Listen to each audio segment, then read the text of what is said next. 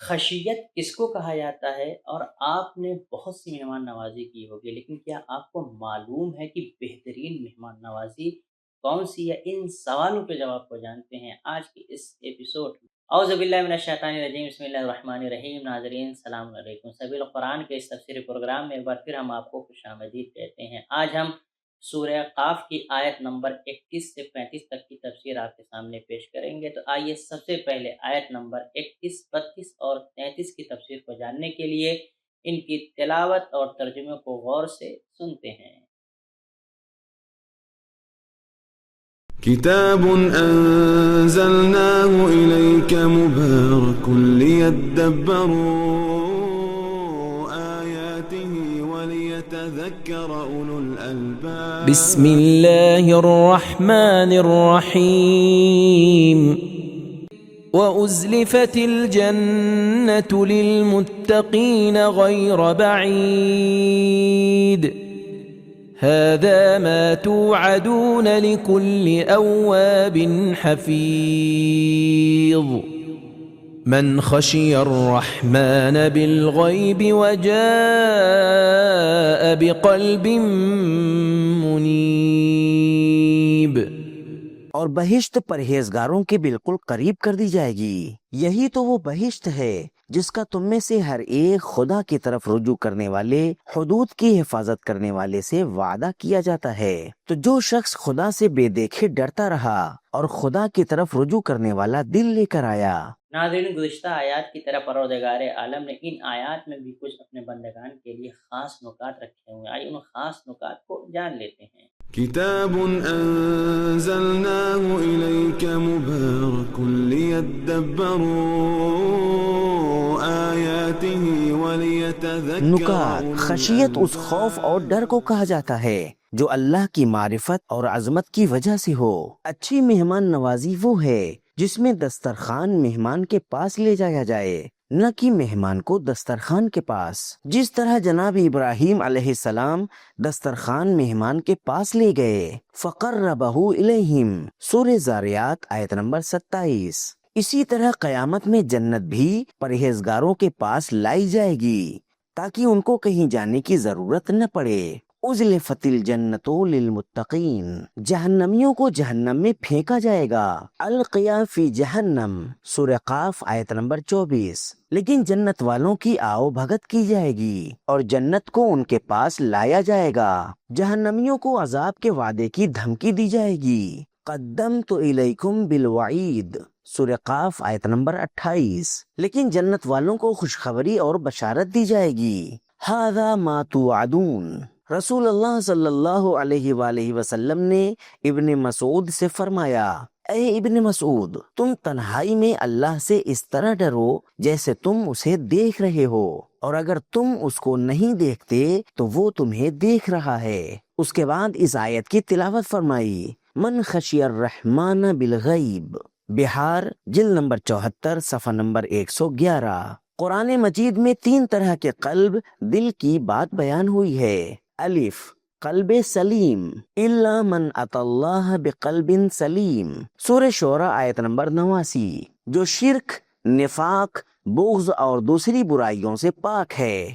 بے، قلب منیب، وجاء بقلب منیب، سورہ قاف آیت نمبر 33، جو غلطی کے بعد اللہ کی بارگاہ میں توبہ اور رجوع کرتا ہے۔ جیم، قلب مریض، فی قلوبہم مرض، سورہ بقرہ آیت نمبر 10، کہ جس میں الہی معارف کی بنسبت یقین نہیں ہوتا اور نفاق پایا جاتا ہے، اور اگر اس کو اسی کے حال پر چھوڑ دیا جائے تو اس کا مرض روز بروز بڑھتا جائے گا۔ ناظرین، ہم نے خاص نکات کو جان لیا ہے، اب ان کے پیغام کو بھی غور سے سن لیتے ہیں۔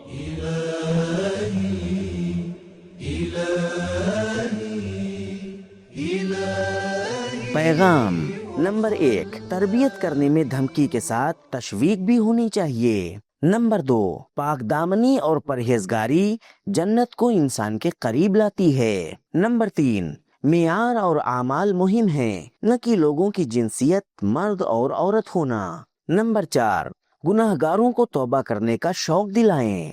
نمبر 5، جنت کو پانے کا ذریعہ اللہ کی طرف رجوع کرنا اور راستے پر آ جانا ہے۔ نمبر 6، غیر معصوم انسان سے گناہ ہوتا ہی ہے، مہم یہ ہے کہ وہ توبہ کر لے۔ نمبر 7، اللہ کی رحمت غرور کا سبب نہیں ہونی چاہیے، بلکہ ہمیشہ اللہ کا خوف ہونا چاہیے۔ اللہ ارحم الراحمین ہے، لیکن اس کے باوجود اس کی عظمت اور مقام کی وجہ سے اس سے ڈرنا چاہیے اور اس کے سامنے خضوع کرنا چاہیے۔ نمبر 8، اگر جرمانے، عزت جانے، لوگوں کی تنقید، اپنی مزدوری کے کم ہونے کے ڈر سے گناہ نہیں کرتے تو اس کی اتنی اہمیت نہیں ہے۔ تنہائی میں اللہ سے ڈرنا خشیت کی علامت ہے۔ نمبر 9، متقی صرف وہ نہیں ہے جو ہرگز گناہ نہیں کرتا، بلکہ اگر کوئی شخص غلطی کرتا ہے اور سنجیدگی کے ساتھ توبہ کر لیتا ہے اور اس کے پاس رجوع کرنے والا دل ہو تو وہ بھی متقی ہے۔ نمبر 10، اللہ کی بارگاہ میں رجوع کرنے کا سرچشمہ اللہ کے مقام کو پہچاننا اور اس سے ڈرنا ہے۔ ناظرین، اب ہم اپنے نورانی سفر کو آگے بڑھانے کے لیے آیت نمبر 34 اور 35 کی تفسیر کو جاننے کے لیے ان کی تلاوت اور ترجمے کو غور سے سن لیتے ہیں۔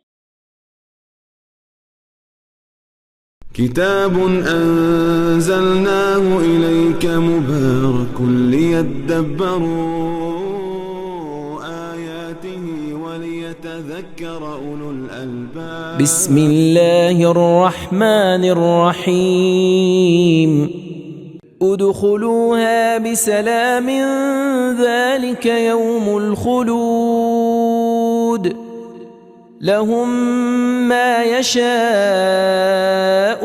فيها ولدينا مزيد۔ اس کو حکم ہوگا کہ اس میں صحیح و سلامت داخل ہو جاؤ، یہی تو ہمیشہ رہنے کا دن ہے، اس میں یہ لوگ جو چاہیں گے ان کے لیے حاضر ہے، اور ہمارے یہاں تو اس سے بھی زیادہ ہے۔ ناظرین، پروردگار عالم نے ان آیات میں بھی اپنے بندوں کے لیے کچھ خاص نکات رکھے ہیں، آئیے ان نکات کو جان لیتے ہیں۔ كتاب أنزلناه إليك مبارك ليدبروا آياته وليتذكر نکات، پچھلی آیتوں میں متقین کے 4 کمالات بیان ہوئے۔ اواب، توبہ کرنے والے، حفیظ، اپنی اور اللہ کی حدوں کی حفاظت کرنے والے، خشیت، اللہ کا خوف، قلب منیب، خضوع اور خشوع کرنے والا دل رکھنے والے۔ موجودہ آیت میں جنت کی 4 خصوصیتیں بیان ہوئی ہیں: سلام، امنیت اور سلامتی، خلود، جاویدانی اور ہمیشگی، ما یشاؤون، متعدد طرح کی چیزیں، لدینا مزید، نعمتوں کی فراوانی۔ دنیا کی نعمتوں میں عموماً کچھ مشکلیں پائی جاتی ہیں جو جنت میں نہیں ہیں، من جملہ: نمبر 1، رنج اور پریشانی کے ساتھ ہوتی ہیں، لیکن جنت میں کسی طرح کا رنج نہیں ہے۔ نمبر 2، وقتی ہوتی ہیں، لیکن جنت دائمی اور ہمیشگی ہے۔ نمبر 3، ان کی قسمیں محدود ہیں، لیکن جنت میں جو چاہیں وہ ملے گا۔ نمبر 4، اس کی مقدار محدود ہے، لیکن جنت میں فراوانی ہے۔ ناظرین، ہم نے نکات کو جان لیا ہے، اب ان آیات کے پیغام کو بھی سن لیتے ہیں۔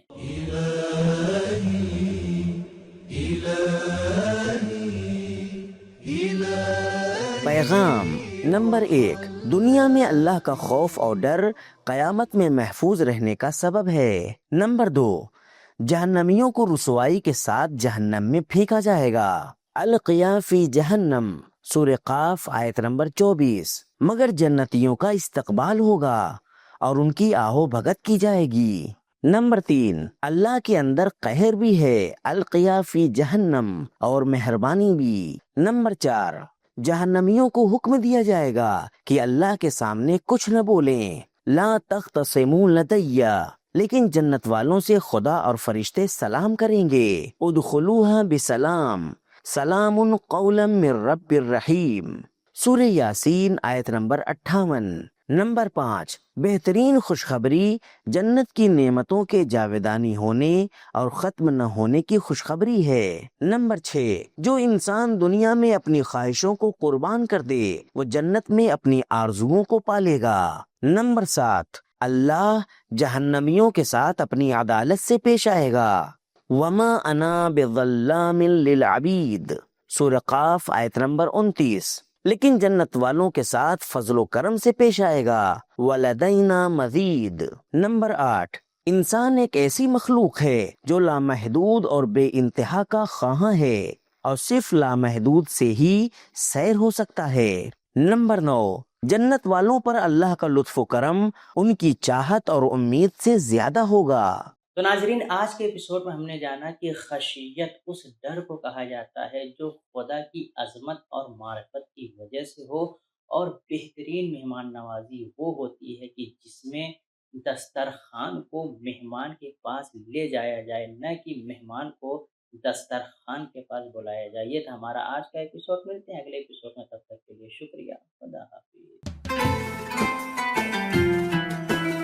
سبیل قرآن، قرآنی سماج کی پہچان.